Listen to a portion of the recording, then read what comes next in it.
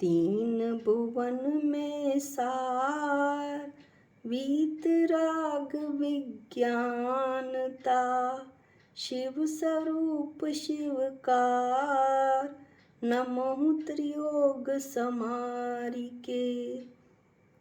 राग देश रहित केवल ज्ञान ऊर्ध मध्य और अधो इन तीन लोकों में उत्तम आनंद स्वरूप तथा मोक्षदायक है।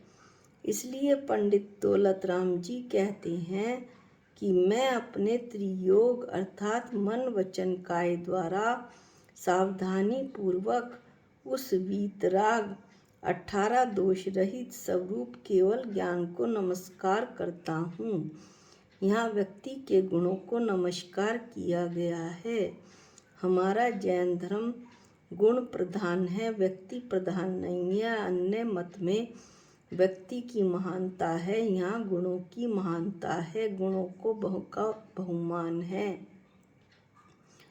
व्यक्ति के गुण हैं तो उसका बहुमान होगा ही होगा।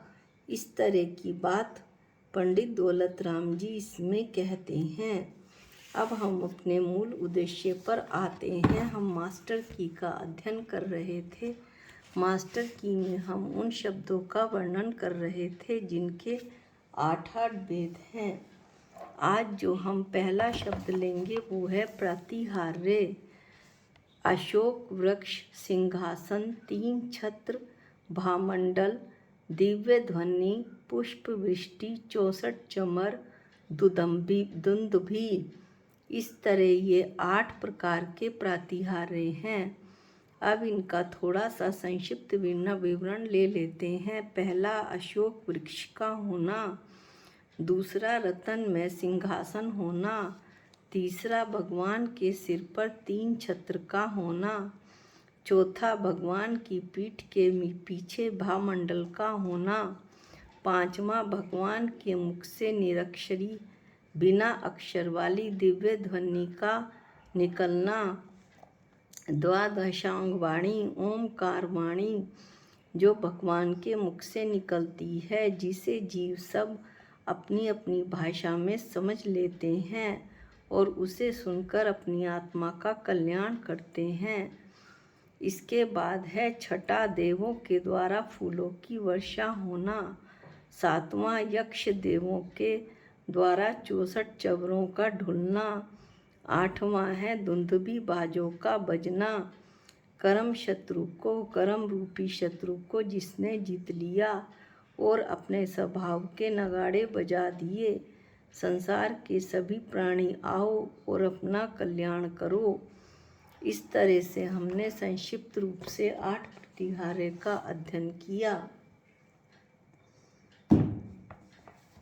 अब जो अगला है वो है कर्म 8 प्रकार के, 4 घातीय कर्म और 4 आघातीय कर्म। जो आत्मा को प्रतंत करता है, दुख देता है, संसार में परिभ्रमण कराता है, उसे कर्म कहते हैं। अनादिकाल से जीव का कर्म के साथ संबंध चला आ रहा है। इन दोनों का अस्तित्व स्वतः सिद्ध है।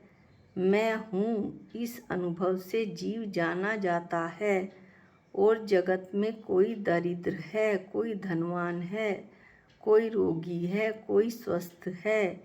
इस विचित्रता से कर्म का अस्तित्व जाना जाता है।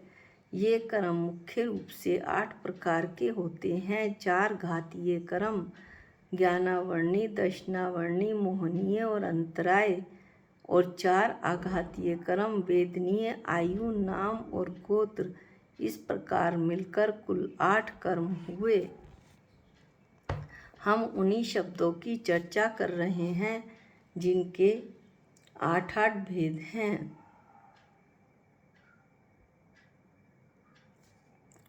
अश्रावक के मूल गुण। श्रावक के मूल गुण में सबसे पहले हम पढ़ेंगे, इसमें 2-3 तरह से इनकी चर्चा की गई है। तो सबसे पहले हम पढ़ेंगे 3 मकार का त्याग प्लस 5 उदंबर का त्याग। यानी कि 8 हिंसा त्याग की कामना करने वाले पुरुषों को प्रथम ही यत्न पूर्वक 3 मकार यानी कि मदिरा, मांस और मधु, ये 3 मकार हो गए, और 5 उदंबर, ऊमर, कठूमर, पीपल, बड़, पाकर, ये 5 उदंबर फल छोड़ देने चाहिए। इस तरह से ये तो पहली परिभाषा हुई 8 श्रावक के मूल गुण की। इसके बाद अगला है 3 मकार का त्याग, मदिरा, मांस और मधु।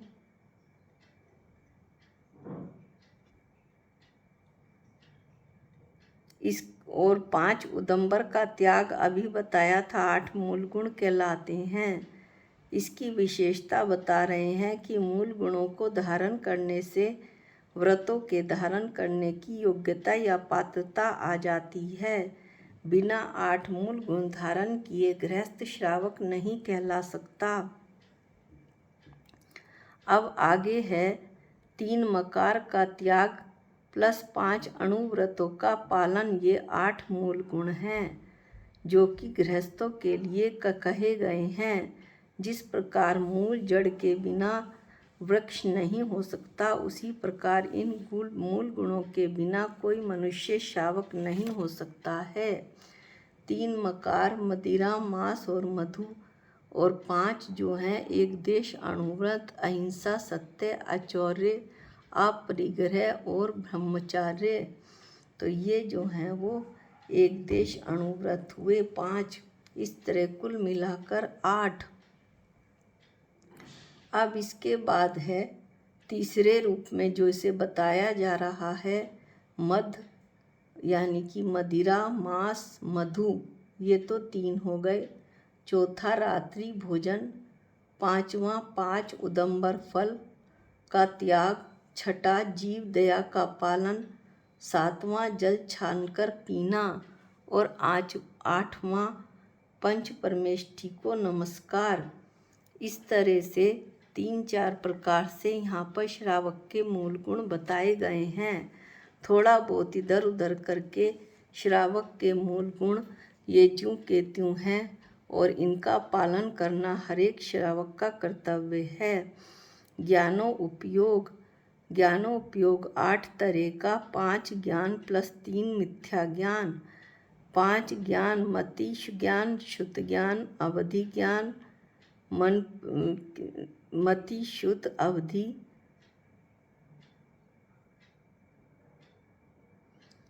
मन प्रय केवल ज्ञान, और कुमति, कुश्रुत और कुअवधि। पहला मति, दूसरा शुद्ध ज्ञान, तीसरा अवधि ज्ञान, चौथा मन प्रय ज्ञान, 5वां केवल ज्ञान, और फिर 3 मिथ्या ज्ञान भी ज्ञानोपयोग में आएंगे, कुमति, कुश्रुत और कुअवधि। इस तरह ज्ञानोपयोग में 5 ज्ञान प्लस 3 मिथ्या ज्ञान मिलाकर 8 हुए। हम उन्हीं शब्दों का अध्ययन कर रहे हैं जिनके 8-8 भेद हैं। पूजा के द्रव्य, नंबर 1 जल, नंबर 2 चंदन, नंबर 3 अक्षत, नंबर 4 पुष्प, नंबर 5 नैवेद्य, नंबर 6 दीप, नंबर 7 धूप और नंबर 8 फल। ये जो हम रोज पूजा में चढ़ाते हैं वे स्पर्श, स्निग्ध, नंबर 1 स्निग्ध, नंबर 2 रुक्ष, नंबर 3 शीत, नंबर 4 उष्ण, नंबर 5 लघु, नंबर 6 गुरु, नंबर 7 कोमल और नंबर 8 कठोर। अब अगला है सम्यक दर्शन के 8 अंग। इनका एक एक करके वर्णन करते हैं। पहले इनका नाम पढ़ लेते हैं। नंबर 1 निशंकित, नंबर 2 निकांक्षित, नंबर 3 निर्विचिकित्सा, नंबर 4 अमूढ़ दृष्टि, नंबर 5 उपगुहन, नंबर 6 स्थितीकरण, नंबर 7 वात्सल्य और नंबर 8 प्रभावना। अब हम इनका एक एक करके संक्षिप्त विवरण कर लेते हैं। यद्यपि यह अनेक बार आ गया होगा, लेकिन चूंकि यहाँ पर विषय की चर्चा चल रही है, इसलिए एक बार फिर से। तत्व यही है, ऐसा ही है, अन्य नहीं है तथा अन्य प्रकार से नहीं है। इस प्रकार यथार्थ तत्वों में अचल श्रद्धा होना सो निशंकित अंग कहलाता है। मैं चेतन भगवान आत्मा हूँ, इसके अलावा मैं विश्व में कुछ भी नहीं हूँ, ऐसी अटूट श्रद्धा का होना। दूसरा, धर्म सेवन करके उसके बदले में सांसारिक सुखों की इच्छा न करना, उसे निकांक्षित अंग कहते हैं। तीसरा, मुनिराज अथवा अन्य किसी धर्मात्मा के शरीर को मैला देखकर घृणा न करना, उसे निर्विचिकित्सा अंग कहते हैं। चौथा, सच्चे और झूठे तत्वों की परीक्षा करके मूढ़ताओं तथा अनायतनों में न फंसना वह अमूढ़ दृष्टि अंग है। झूठे गुरु, शास्त्र और देव पर ना तो श्रद्धा करना और ना श्रद्धा करने वालों को बढ़ावा देना, ये जो है वो अमूढ़ दृष्टि अंग है। पांचवा, अपनी प्रशंसा कराने वाले गुणों तथा दूसरों की निंदा कराने वाले दोषों को छिपाना, यानी जिसमें अपनी प्रशंसा हो ऐसे गुणों को छिपाना और दूसरे की निंदा हो ऐसे उनके दोषों को छिपाना, ये उपगुहन नाम का अंग है। इससे आत्मधर्म को बढ़ाना और निर्मल रखना सो उपगुहन अंग है। छठा, काम, क्रोध, लोभ आदि किसी भी कारण से सम्यक्त और चारित्र भ्रष्ट होते हुए अपने को तथा पर को, अपने साधर्मी को या अन्य किसी व्यक्ति को देखकर पुनः धर्म में स्थिर करना स्थितीकरण अंग है। सातवां, अपने साधर्मी जन पर बछड़े से प्यार रखने वाली गाय की भांति निरपेक्ष प्रेम रखना सो वात्सल्य अंग है। आठवां, अज्ञान अंधकार को दूर कर विद्या, बल, बुद्धि आदि के द्वारा शास्त्र में कही हुई योग्य रीति से अपने सामर्थ्य अनुसार जैन धर्म के प्रभाव को प्रकट करते रहना, यह प्रभावना अंग है। इस तरह से हमने सम्यक दर्शन के 8 अंगों की चर्चा की। अब है अगला शब्द मद। मद 8 प्रकार के ज्ञान का मद, धन, कुल, जाति, बल, प्रभुता, तप और रूप का मद। इस तरह से ये 8 मद हुए। इसके बाद है केवली। इनका हम केवली का एक एक करके अध्ययन करते हैं। ये भी 8 प्रकार के हैं।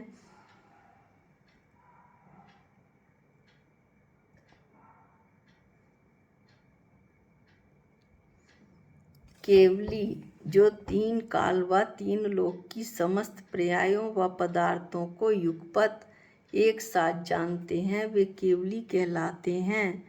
केवली 7 प्रकार के होते हैं। नंबर 1 तीर्थंकर केवली, जिनके 7 प्रकार के नहीं 8 प्रकार के 8 प्रकार के होते हैं। हम उन शब्दों की चर्चा कर रहे हैं जिनके 8 प्रकार हैं। पहला तीर्थंकर केवली, जिनके 5 कल्याणक होते हैं, वह तीर्थंकर प्रकृति का उदय होता है। जिनका संबंध शरण लगता है वह तीर्थंकर केवली कहलाते हैं। दूसरे हैं सामान्य केवली, कोई विशेषता न होने पर सामान्य मनुष्य संयम धारण करके 4 घातीय कर्मों का नाश करता है, उन्हें सामान्य केवली कहते हैं। या यूं भी कह सकते हैं जिनके 5 कल्याणक नहीं होता, संबंध शरण नहीं लगता, वे सामान्य केवली हैं। तीसरे हैं अंतःकृत केवली, जो जीव संयम धारण करके 48 मिनट यानी अंतर मुहूर्त में केवल ज्ञान को प्राप्त कर ले वे अंत्यकृत केवली कहलाते हैं। जैसे भरत चक्रवर्ती चौथे हैं उपसर्ग केवली। संयम धारण करने पर उपसर्ग होने के बाद जिनको केवल ज्ञान की प्राप्ति हुई उन्हें उपसर्ग केवली कहते हैं। जैसे गज कुमार मुनि पर हुआ, वह कुलभूषण व देशभूषण मुनि। विशेष कभी भी उपसर्ग केवल ज्ञान होने के बाद नहीं होता, केवल ज्ञान होने से पहले ही उपसर्ग होता है। पांचवा है मूक केवली। जिनकी वाणी केवल ज्ञान होने के बाद भी नहीं खिलती उन्हें मूक केवली कहते हैं। भरत चक्रवर्ती के 923 पुत्र मूक केवली हुए थे। छठा है समुद्घात केवली। जिन केवली का आयु कर्म पूरा होने में थोड़ा समय शेष रह जाता है, लेकिन अन्य कर्म नाम गोत्र व वेदनीय ये कर्म बाकी रह गए, तब उनको समाप्त करने के लिए केवली भगवान आत्मा के प्रदेशों को फैलाते हैं, उन्हें समुद्घात केवली कहते हैं। इसके बाद है सातवां अनुबद्ध केवली। एक केवली को मोक्ष हो जाने के बाद तुरंत ही दूसरे को केवल ज्ञान हो जाना, उसके बीच में किसी अंतर का नहीं रह जाना, उसे अनुबद्ध केवली कहते हैं। जैसे महावीर स्वामी के पश्चात गौतम स्वामी को हुआ, ये अनुबद्ध केवली हुए। अब एक अंतिम रह गए सातिशय केवली। तीर्थंकर प्रकृति से ये रहित होते हैं। 25 अतिशय और अनंत चतुष्टय सहित सातिशय केवली होते हैं। 25 अतिशय कौन से? केवल ज्ञान 1, केवल ज्ञान 14, देवकृत 15, 1 वज्र विषभ नरास सहनन 16, 4 प्रातिहार्य 16 और 4 20, छत्र सिंहासन भामंडल दिव्य ध्वनि,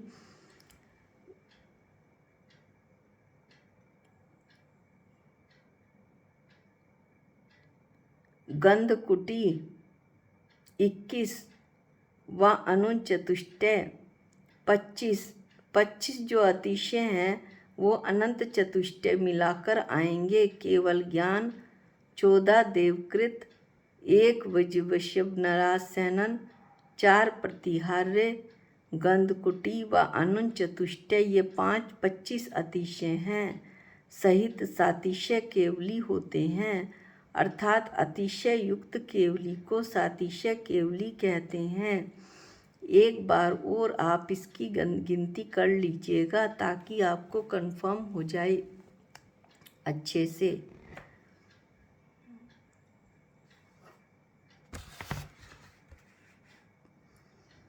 इसके बाद है शरीर के अंग।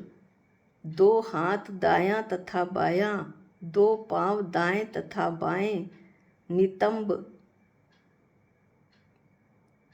2 हाथ 1 और 2, 2 पांव 3 और 4, 5 नितंब, 6वां पीठ, 7वां वक्षस्थल और 8वां मस्तक। इस प्रकार शरीर के 8 अंग हुए। इस वीडियो में हम इतना ही पढ़ेंगे। अगले वीडियो में कुछ अगले 8 शब्दों का वर्णन करेंगे। निज निधि निज में बताई ये अनंत उपकार है, इसके लिए जिन वाणी माँ को वंदनानंत बार है, वंदनानंत बार है। सबको जय जिनेंद्र।